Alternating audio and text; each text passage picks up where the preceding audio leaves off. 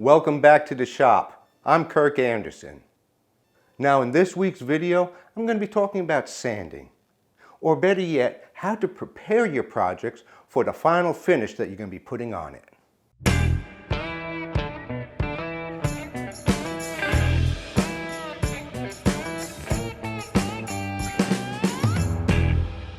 Now when we're talking about sanding, kind of think about reverse engineering it. In other words, what is the finish that you want on it will determine on how you sand it. For example, if you're just going to paint a piece, there's no reason to really get down to the fine grits in the sandpaper. Since paint is usually much thicker than just a regular clear coat, it needs something to really grab onto to hold on.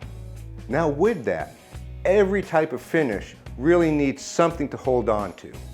Whether it's paint, whether it's a polyurethane, whether it's a shellac, or even an oil, it needs something to grab onto.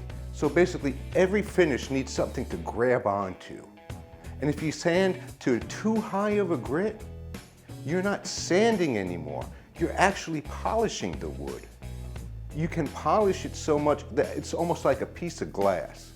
And I don't know of any finish that will really adhere to a piece of glass. So that's the main reason when you're sanding, you don't go above 220 grit, because you're not sanding anymore, you're polishing.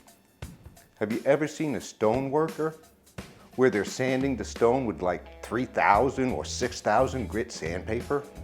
They're not sanding, they're polishing the stone. So on the other side, the issue is, what grit sandpaper should you start with?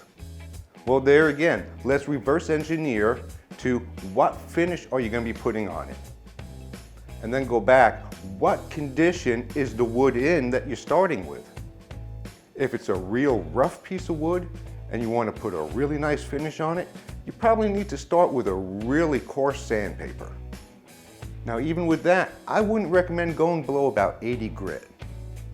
But now let's say you have a piece that you just planed with a nicely tuned planer. So it's pretty smooth already to start with. So maybe you start with 120 grit. So the grit that you start out with is based on the condition of the wood when you're starting out. Now another thing you want to think about is what is the final look that you want from the piece when it's finished. Is it going to be a fine piece of furniture where you don't want any imperfections in it? Or is it going to be like a rustic coffee table that you want imperfections in it? So the answer to the question of what grit to start with is subjective. It all depends on what is the ultimate look that you're looking for. Now also, when you start sanding and it appears that you're not getting the look that you want with the grit that you're using, or you're really using a lot of elbow grease to try and get that look, go down in grit. Try a coarser grit.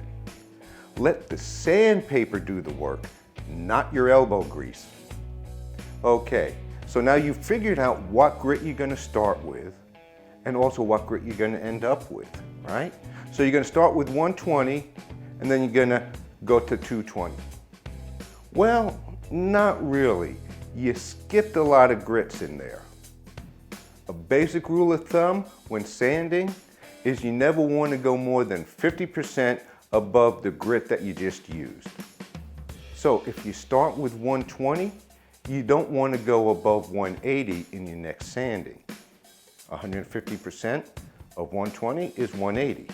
Now, you could just go up to 150, that's less than 150%, but you don't want to go more. The reason is that you really don't want to go more than 150%.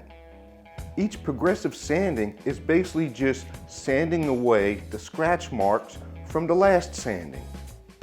That's all it's doing. It shouldn't be taking material away. As I said, the very first sanding, that's when all the work is being done. As I said earlier, if you're going to paint it, you don't have to go above 150 or 180. But now if you're going to stain it, you definitely want to go to 220.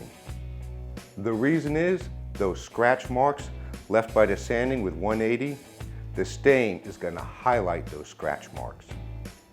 But at 220, those scratch marks won't be highlighted. Now also, as I mentioned earlier, if you sand above 220 grit, you're actually polishing the wood. When it comes to staining, that can actually affect the way that the stain is designed to penetrate the wood, which can result in a blotchy appearance. Now, the best way to figure out how a finish is going to look is to test it out on a piece of scrap. Of course, if you have the spare material, and most of all, the time to do it.